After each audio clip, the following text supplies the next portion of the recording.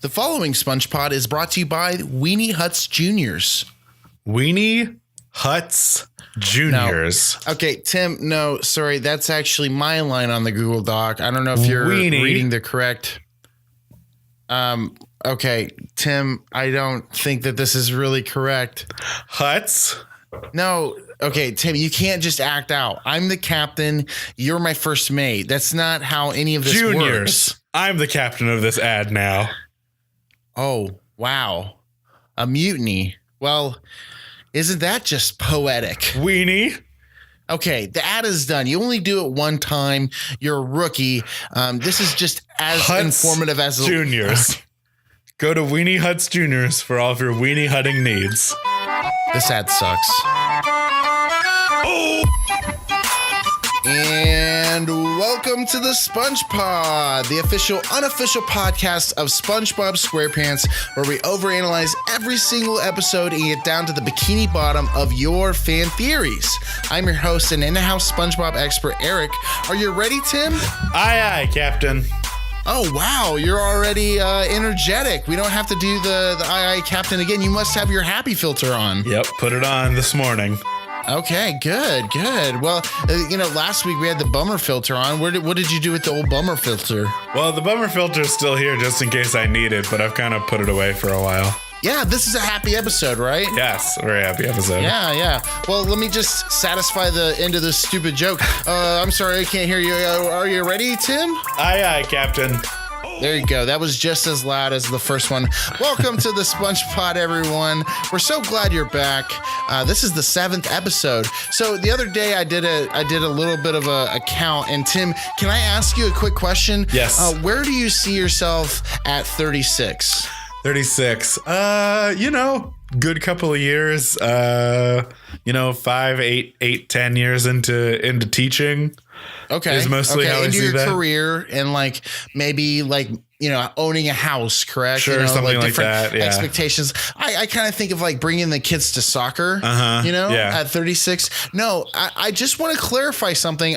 When we jumped into the SpongePod, I in no way knew that there were 400 episodes of SpongeBob. And by my estimation, it will definitely take us every bit of 9 to 10 years to do the SpongePod. But let me just tell you that we're excited to continue going. Right, Tim? Definitely. I'm Definitely in it. I'm in it as this is like a diary of life, basically. Oh, yeah. We by no means are, worried about the next 9 to 10. Anyway, so we're happy that you're joining us. Obviously, Valentine's Day is in a few days. Or do you have a special Valentine that you'd like to give a shout out to, Tim? Nope. Sorry. Oh no! Okay, I'm sorry. That was a hard bad. no. I shouldn't have led you into that. I have a Valentine. Her name is Becky Thine. She's my wife, and very happy to be married to her. I am very lucky though because Becky does not care about Valentine's Day at all. I got super lucky in that regard to grab a wife. I call it a first round draft pick because she's pretty young. I got her right out of college and used a lot of draft stock to try to get Becky. But very, very happy and happy Valentine's Day to her. So the Super Bowl just happened, Tim. That was a fun game, right? Good times. I love just hanging out. I'm not much of a sports person, but the hanging out is always fun. You're not much of a sports person, but you came and watched the Super Bowl. I did. We want to congratulate the winner. I don't know, the Bears. Just so you know, we do record this podcast pretty far out. We do our best to make it feel like it's the day of, but we do record it quite a ways out. But congratulations to the Bears for winning the Super Bowl. Yeah. You guys did awesome. Heck of a year. Great season from the Bears. Yeah, for sure. So I do want to start off today with just a small little side note. We're overanalyzing Naughty Nautical Neighbors episode of SpongeBob. I believe it's the 7th episode. And this episode, we're going to analyze realize it, but right off the bat, it just made me think of social media and how good social media is. It's really cool because social media can kind of keep you in touch with the different people in your life. You know, the people that you met in high school that you had a really great connection with, or the people that you met in college. But it also can do a lot of bad. You know, you can kind of post something that you mean to be good, but it's taken poorly by somebody else. And so I kind of just wanted to, you know, open this up by saying, you know, maybe we can be a little bit more cognizant of the different things that we post on social media. Have you ever, you know, came to a point, Tim, where you saw something that you were kind of offended by, and it kind of bugs you, doesn't it? Yeah. I mean, just like normally it's like any reply that any woman ever receives on Twitter for having an opinion is mostly what I see. That's pretty. Yeah, there's just a lot of negativity. Mm-hmm. I mean, I don't know if it's a communication thing or if it's I don't know what it is, but there's just a lot of negativity. And so we want to brighten up the world with some SpongeBob and overanalyze some SpongeBob. How does that sound, Tim? That sounds great. Perfect. Well, directly talking about the social pitfalls of social media, we do want to make sure that we mention that we do have a Twitter and a Facebook. If you check us out on the SpongePod, we can, respond to any questions that you have, post any of your fan theories. We'll make sure that we try to mention them on the SpongePod. And also shoot us an email, thespongepod@gmail.com. Actually, since it is Valentine's Day in a few days, I do want to mention a little contest that we're going to have. If you are out with your loved one, your significant other, on a date, if you take a picture of you two listening to the SpongePod, we, as in Tim and I, and supported by our trusty advertisements, we're going to pay for a date for you. How does that sound, Tim? Sounds great. Yeah. Just so you know, Tim, you are not eligible because you are a host of the SpongePod. Yeah, that makes sense. But yeah.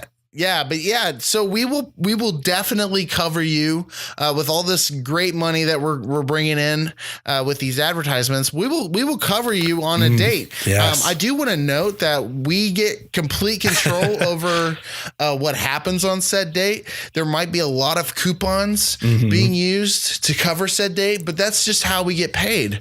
So make sure you send us a picture. Cash in on a free opportunity. Anyway, let's get right into the episode. Here we're again talking about the episode Naughty Nautical Neighbors, a great episode of SpongeBob, just a classic episode.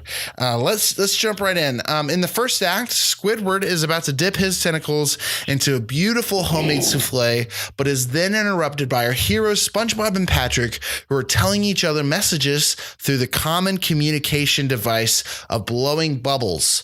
Then the mad squid drums up some bubbles of his own and sends both Patrick and SpongeBob some nasty notes, presumably from each other, causing a cascade of nastiness between our heroes. As Squidward, who thinks this entire thing is a joke, pulls up a lawn chair and watches it all go down from his front yard as though he's watching a classic episode of Keeping Up with the Sponge-Dashians.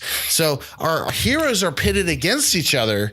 It kind of just makes me wonder, like, what else can be done through the form of a bubble? Because obviously we saw, in a previous episode, SpongeBob building up entire, structures. He built an elephant with a bubble.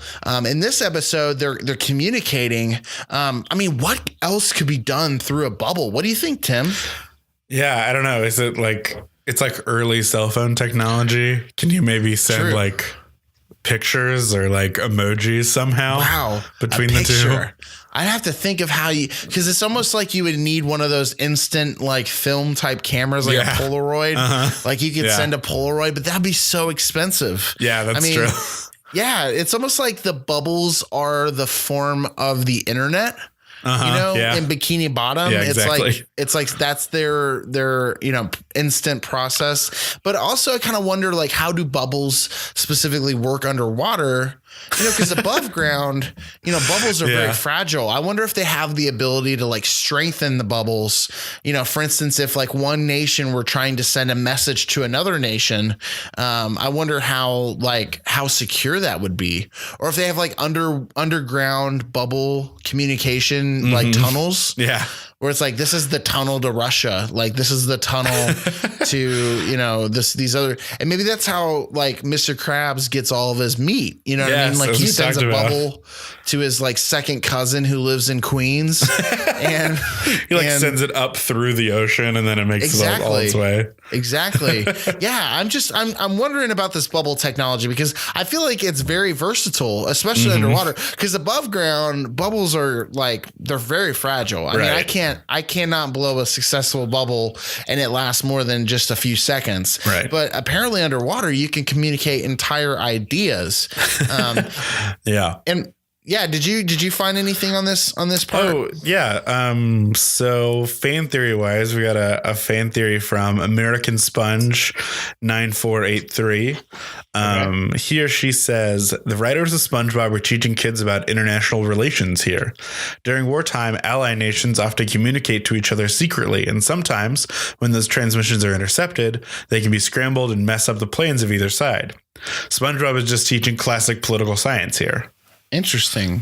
Yeah. So it kind of takes what we built on earlier in the fact that like nations can talk to each other, but specifically this is showing how that can be manipulated in a very simple way. Correct? Right. This is kind of, we were talking about like, the bubble as communication, which would be amazing, but you'd have to like distinguish your bubble somehow, like it'd have to be very distinctive. Yeah, that was a few friends of mine. We had this random idea of buying carrier pigeons because apparently you can still go online and buy carrier pigeons. I mean, I don't know who you are or what you're interested in, but buying a freaking carrier pigeon would just be amazing. I think.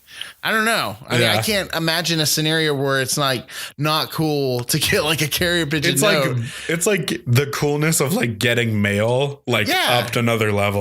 Yeah. I mean, it's not like, it's not as cool as like having your own personal, like Paul Revere. Right. Sure. Where like Paul just waits at like your apartment. It's like, hey, I got a note for you. You read it and it always says the British are coming. I don't know. You're like, dang it, Paul. but okay, back to this theory. Yeah, I mean, I think it is interesting because we so often, we are a generation of communication. As I was kind of saying, like it's very easy to manipulate some of that communication for your benefit. I mean, that's kind of the House of Cards thing. You know what I mean? Yeah.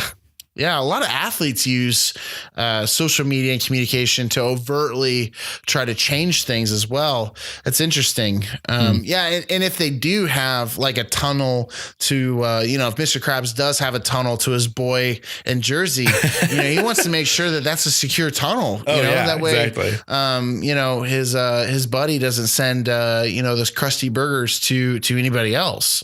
Because he could lose a lot of money that way. Got to just make sure the meat keeps coming.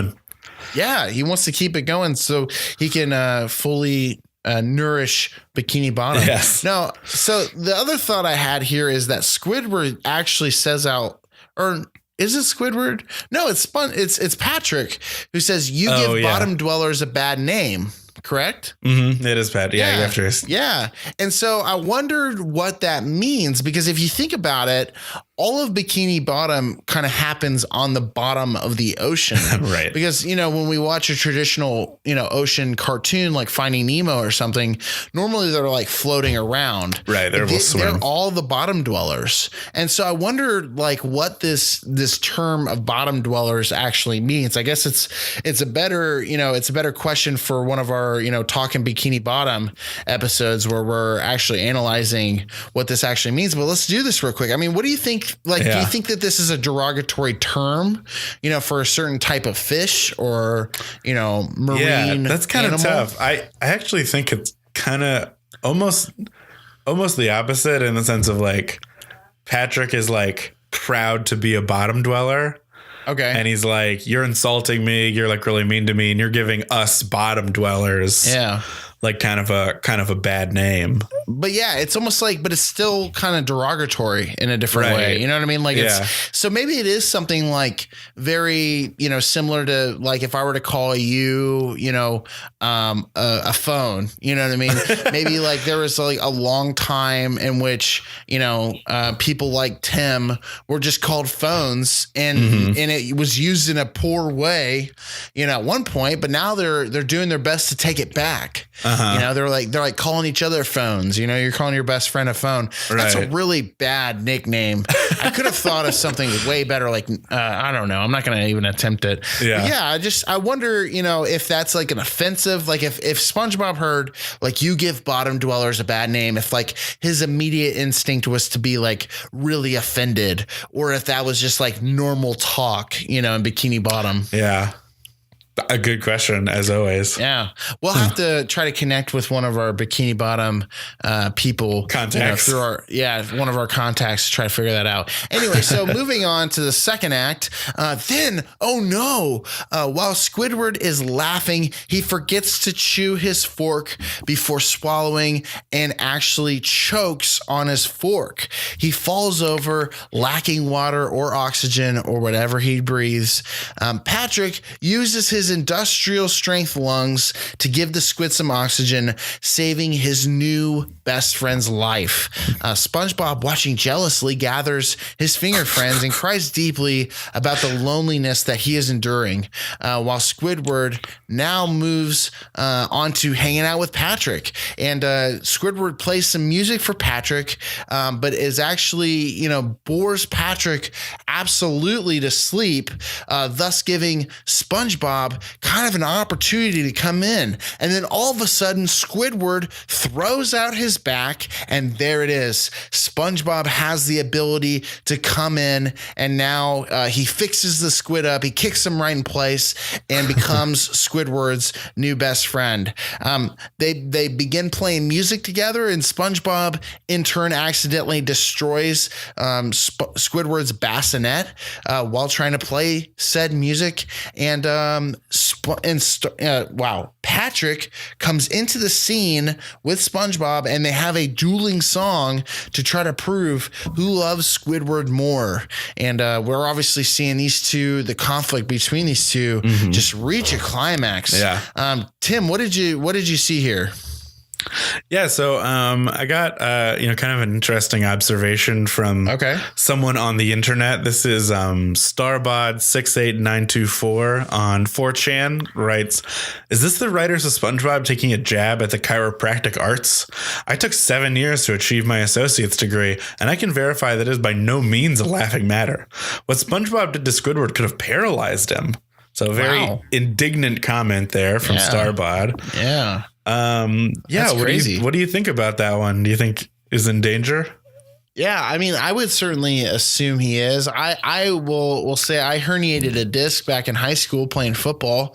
One of the many injuries I wish I would have. I wish like my older self could have said, "Hey, you 17-year-old, like you're not going to do this ever for the rest of your life, and you're going to sustain like 8 injuries that are going to, you know, totally affect you. So just stop doing it. All right, I'm going to go back to the future and then like, you know, float away." Kicks out. But I actually herniated a disc back in high school, and I can tell you the chiropractic arts, that is nothing to mess around with. Like chiropractors really know what they're doing. The last time I went, you know, I showed up, I feel like she tapped me 4 times, you know, like once on my leg and 4 times on my back, and it aligned me perfectly. You know, I was just ready to go.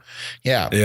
I paid her a lot of money, and then she knew what she was doing. Sorry, what were you gonna say? No, I was just gonna say, you know, I think that's, obviously when it comes to chiropractors and like the real world, like actual humans, you know, you want to take it pretty seriously. But, you know, Squidward is a squid, and I think he's a lot more flexible, as we've obviously seen. And so maybe it's not, it's not as bad to have him get, you know, judo kicked by SpongeBob. Like the whole idea of paralyzing Squidward, like, don't you kind of need like a vertebrae in order Right, to like, yeah, in exactly. like a central, spinal type structure to break in order to paralyze someone. So yeah, I Right. guess that's a really good point. I don't really know like the bone structure. I guess we should ask Kimmy Right. at some point Yeah. whether or not squids have bones. Let me see if I can get her on the phone at some point.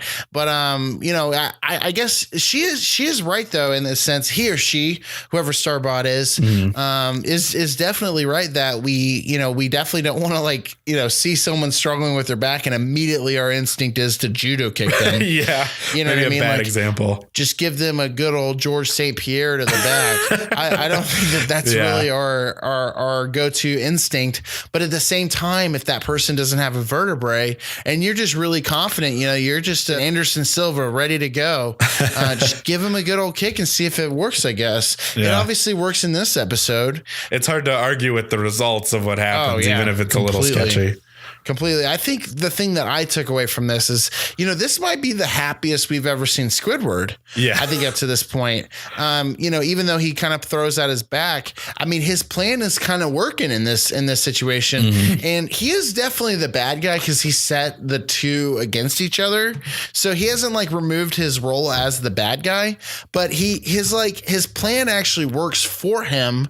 It's just he didn't have the foresight to really see that this plan would then kind of suck. You know what I mean? It really wouldn't work out for him because obviously the two are hanging out with him way more and he's not able to really do anything that he wants to do. What do you think Squidward would normally do on a Saturday instead of hanging out with SpongeBob?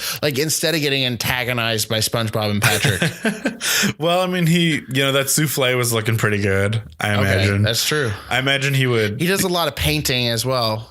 That's right. Yeah. He would definitely practice the clarinet. I think that would be, that's his big what thing. type of paint would you use underwater? Yeah. I mean, have we ever thought about that? What type of paint are they using? Anyway, before we jump into a randomly big idea, I do want to make sure we get in a few ads from our trusty advertisers. Tim, is there anything in the world that is worse than a crusty pair of undies? Oh, there is nothing worse than a crusty pair of undies. Do you have a lot of experience with crusty underwear? I have some experience with that, yes. Okay, anyway, so what about when you try to wear one of those sweatshirts that you love, one of your favorite sweatshirts, and oh crap, it smells like the Chinese food you ate the previous day. It's just got that lingering smell. I mean, is that worse in your opinion? Then is it worser than the crusty pair of undies, or is it just as bad? I don't know. It's easier to change a sweatshirt than it is to change some undies. I think the sweatshirts the undies are way worse. The undies are difficult because you have to you kind of just sit there and deal with it. It's so bad. Well, let me ask you, Tim, do you have access to a washer and dryer in your area? Yeah, there's one right downstairs.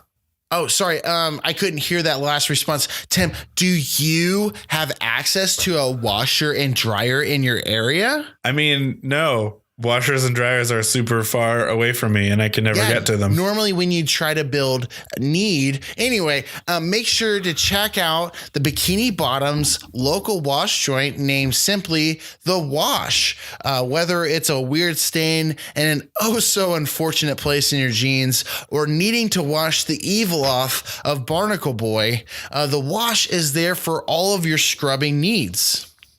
That sounds great. I don't know. Yeah. I mean, have you had to wash a whole lot of evil off of your clothes? There have been days. Occasionally, you got to wash the evil off, but where you're like, this has been a bad day. I don't need to wear these clothes for a little while. Yeah. But I just wonder where all the evil goes to, That's true. Because we put it in the washer and then you think well, it's going to wash all my, mud off of whatever I've got on. Where does all that mud go to? Am I just going to throw another set of, I just don't know how washers work. I think that's primarily my problem. Well, make sure you go ahead. Oh, I was going to say that. I mean, the real, so you up here, when we wash stuff off, it goes into a drain, which I think eventually makes it to the ocean. Which is does all of our, if we wash off our evil, does it eventually make it to Bikini Bottom? Okay, this is way too much to analyze in an ad. We need to make sure that we cover that at some point here on the SpongePod. Pull out that Google Doc and we'll make sure to cover that. Oh, yes. But for now, everyone, make sure you wash it up at the wash. Make sure you check out the wash. Tell them that the SpongePod sent you. Use the promo code the SpongePod, and they'll give you a free load on us, right?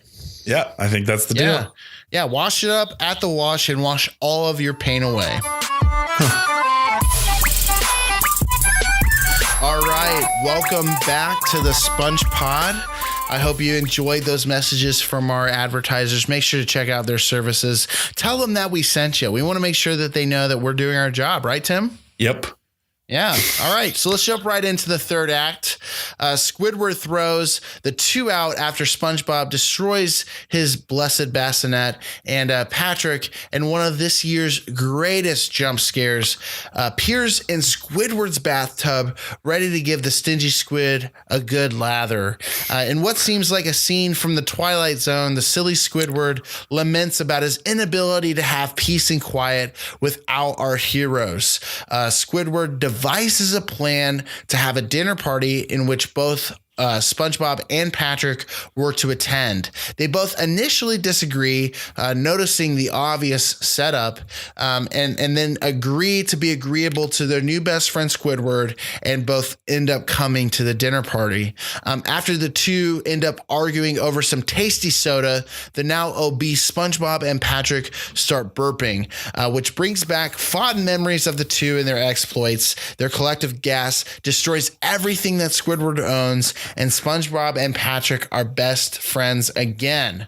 Now, Tim, something that I really took away from this, and this is pretty juvenile, it's pretty strange, but it just makes me think, like, burping and like gas, it just seems to be the ultimate equalizer, doesn't it? I mean, no matter what conversation you're in, I had this really dumb conversation with my pastor. You know, there's a verse in the Bible that says, like, worship is just a joyful noise. And I asked my pastor, I'm like, so wait, farting is definitely worship then, right? Because every time you hear a fart, it's hard not to laugh. You know, it's just something so strange that no matter how old you get, no matter how mature you are, no matter how sophisticated, how fancy you are, someone ripping a good one right in the middle of nowhere, I mean, that's just pure joy, isn't it? I wouldn't say pure joy. It is joyful, though. You don't think it's pure joy? I mean, every time you don't get this like just like wave of euphoria every time it happens. I laugh and I think it's funny, but it also, like, you know, it comes with the smell. So there's a downside. That's true. But it is, I agree, though. It's a great equalizer. Yeah. It's weird, like, how culture has like placed farts into like ethically right and ethically wrong. Cause like if you were to fart in the office, you know, like you're obviously unprofessional. But then when you go to the bathroom, I was actually in the bathroom one time and I was at a stall, and someone in the other stall like farted, like ripped a new one. And, you know, I walked out to wash my hands, and the person washing my hands to the next to me, like, was judging the person farting in the stall. Ridiculous. You know, not to get too graphic, but that's like the perfect place to fart, right? Yeah, there isn't a better place. Yeah, that is where that happens. So I don't know. I just maybe I need to go see a psychologist or something. I just think that I think that farting is the funniest, and I think it's amazing that like Squidward had such an intense plan to pit these two against each other, and at the end of the day, it was just something as simple as, you know, intestinal gas that that brought these two back together. You know, not only is like burping or is like farting like and burping, like they're like funny, but also I think there is this aspect of like almost like one-upsmanship or like impressiveness. Like if I burp and then you burp louder, it's like, nice. Like that was impressive. Like it's an impressive thing to be able to do. Yeah. So now I'm not like super passionate about this. Like we're not going to like buy mics that we have like fart mics or something for the SpongePod. But I do. Yeah. Why would we have that when we could just edit them in? Right. Right, Tim? Like I just did. Yeah. just keep making that noise. All of our listeners love hearing that noise. So we're not too passionate about it, but we are pretty happy that that's how they chose to get out of this debacle with this episode. Perfect. And that is Naughty Nautical Neighbors for you. I hope you liked our over-analysis. We're going to move right into our segment. Today, we are going to do a segment called Yahoo Answers with the Experts. Now, some of you may be saying to yourself, hey, I'm a great podcast listener. I know of another podcast that does Yahoo Answers. You're correct. The McElroy brothers of My Brother, and Me are killing it with the Yahoo Answers games. But I do notice every now and then they do not do SpongeBob Yahoo questions. And so I wanted to jump on the good old Yahoo Answers, that reliable source of comedic brilliance. I wanted to jump on and see if there were a few SpongeBob questions just so we can do our part on the SpongePod. You see, I'm not copying off of them in My Brother, and Me. We're laughing with them. So if you're really that upset about this, just shoot us an email. We haven't received many emails yet, so even a negative email might be fun. Sure. So yeah, shoot us an email. But we pulled two Yahoo Answers, and we want to do our best to answer that, right? We want to actually hear what the fans are saying about SpongeBob, and we want to make sure that we address that. So this first one is, how do you speak like SpongeBob? And the writer goes on to say, okay, so I want to learn how to speak like SpongeBob to freak people out who have no idea, and I have no idea how. Can someone please tell me the technique that Tom Kenny uses to sound like SpongeBob when speaking? Now, what do you think, Tim? I know that we aren't like voice actors, right. People listening to us on the podcast and I've never seen our face. You guys don't know our careers, but we are not voice actors. So I'm not particularly good at a SpongeBob voice, but I mean, here, Tim, how about you give us your best SpongeBob voice? Oh man. Okay. I'm trying to think of, what should I say as SpongeBob? Say Yahoo Answers is the place to be. Yahoo Answers. No, it's not happening. Yep. You gave up so quickly. It wasn't even. Let me try real quick. Yahoo Answers is a place to be. I don't know. And I just looked it up too. The guy, Tom Kenny, is like 53 years old. Yeah, he's an older gentleman. Yeah. Yeah, he's definitely not like a third grade boy. You know what I mean? Who just has this inherently high voice. I mean, he's definitely like an older individual. He's also worth a lot of money. Check it out if you get the chance. There's some money in voice acting. But yeah, I don't know how to do the Tom Kenny voice. I mean, I guess at some point you have to have a high voice. It's obviously a falsetto, type voice, but it really just comes down to practice. I mean, whenever you hear interviews from great impression type people like Jay Farrow, I mean, they a lot of times they just chalk it up to practice. You got to spend a lot of time in front of a mirror. I don't know. SpongeBob is he's a little nasally. So I wonder if, you kind of hold your nose a little bit. Yeah, I wonder. Yeah. And it really all comes down to like how funny you think this joke can be. Right. Like if you think that your friends are just like really ready to hear a SpongeBob voice, then go for it. If you think that it can get you a better job, like if you think that, going to an interview and it would just work better for you in the interview if you just broke out a SpongeBob voice, I mean, maybe you can run for president with a good old SpongeBob voice. I know that you would get the millennial vote. A lot of us would just kind of like subconsciously vote for you. Yeah, exactly. Yeah, we would think like, I don't really understand what he's saying because he's got such a weird voice, but it brings me back to my childhood, and for some reason I trust him, and I want to watch him every Saturday morning and then listen to a podcast that analyzes what he's saying. I mean, there's a lot of power that can come with a SpongeBob voice, I think. And so I'm not trying to belittle this, but I don't know that we have the answers as to how to do it, if that makes sense, other than looking at yourself in the mirror and trying it over and over again. Yeah. That practice makes perfect. Well, and speaking of political, our other Yahoo Answers is a very political question. It is Barack Obama versus SpongeBob SquarePants. Now, it goes on to further say, if these two were nominated for a presidential election, who would you vote for and why? So first, we want to establish, do we assume, since Barack Obama was obviously a Democrat, do we assume then that is this the primary, or or is this the overall election? Because that would assume that SpongeBob is either, is a Republican, or we've somehow worked in a third party of some sort. I mean, do you think SpongeBob is a Republican? I wonder if SpongeBob would be like an independent. Like he would be like a Green Party type candidate. He would just be but he would be like kind of an independent. He would certainly represent the misrepresented, right? I mean, we've never had a fish say, you know what, I think we can run America.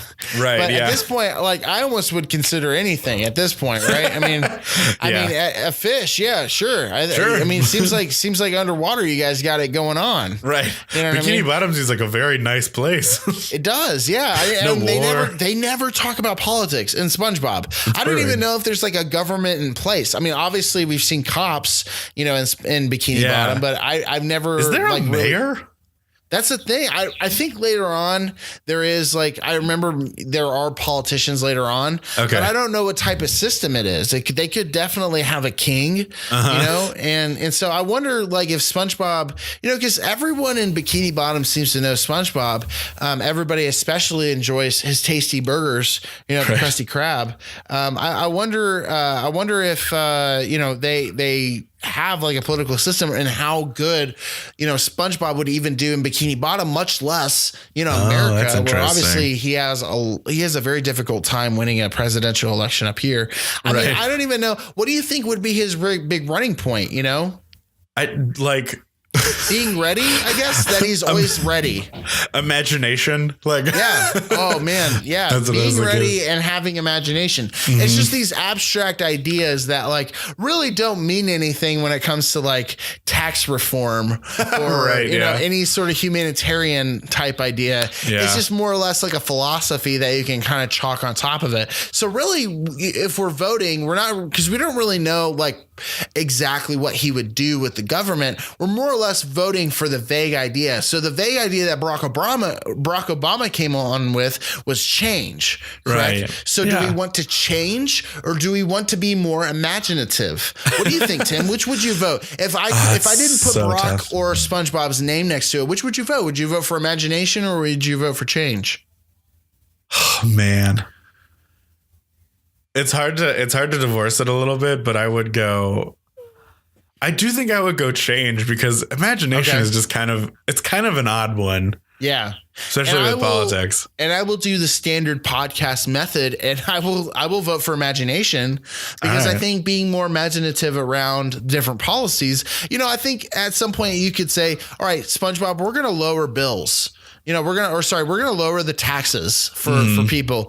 I think SpongeBob, instead of saying I think lowering taxes would be a good thing, he might say, well, what if we were to raise taxes, but also have free smoothies on Sundays, to make everyone happy, instead of having to pay taxes and instead of getting a tax relief every Sunday at 2:00, you would get a free Sunday. Yeah. I can see that. I can see that as a SpongeBob policy. Yeah, because that would be a way to make people happy. You could definitely know that you're going to get a lower tax return, but you're definitely going to get 52 Sundays, in 2019. In a year, yeah. Yeah. So I almost think inspiring some change like that might be a positive impact. I mean, we definitely would probably add to the debt. We definitely would probably have different problems when it comes to dealing with other foreign countries. They wouldn't really respect us electing a sponge in our to be the leader of the greatest country to ever exist. But who knows? We might just open some minds. It might create a new dialogue between different countries. That might be kind of cool. Bonus question from the Yahoo Answers: who do you think would win? Oh, such a tough question. So truly the question is, do you think that the winner would be the first African-American president who won 2 times against very good opponents in the actual presidential election, or do you think an animated sponge would win? I mean, that's truly what it comes down to. Right. And at the end of the day, I think that Obama would probably win. He would win his 3rd term as opposed to a theoretical sponge, I think. What do you think, Tim? Yeah, you're the historian, right? Right. Yeah. I don't know. the odds are like so stacked against SpongeBob. They definitely are. He'd have to do something impossible to come through with that. Anyway, so we are the SpongePod. Thank you so much for listening to our over-analysis of this episode. It's been a great episode. Thanks a lot, Tim. You're welcome. Thank you so much. It's been a lot of fun. Our associate producer is John. Our creative producer is Paul. Data research by Ringo. Our childcare producer is Christina Crosley. Office assistant is Zach Cooper. Audio engineer is Jessica Brummett. Music by DJ Eugene. And music and cover art by the Milky Michael G. It's been a great episode. I'm so glad that we could chat. It's been a fun episode. I'm glad we could get that political answer in to make sure that our political side of the audiences feels satisfied. I want to be as helpful as possible. Yeah. We want to make sure that we dive into those theoreticals.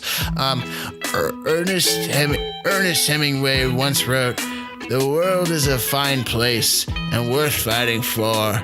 I agree with the second part. And that SpongeBob is super dope. Come on, that is my oh so bad Morgan Freeman voice. Yeah, the impressions continue. Yeah, just not good. That was from the movie Seven. Have you ever seen the movie Seven, Tim? I haven't seen Seven. Well, so you know, this is the 7th episode of the SpongePod. Oh my gosh, and therefore, it's perfect. We are ending with the closing line of the 7. Oh, it's perfect. I didn't even think about that.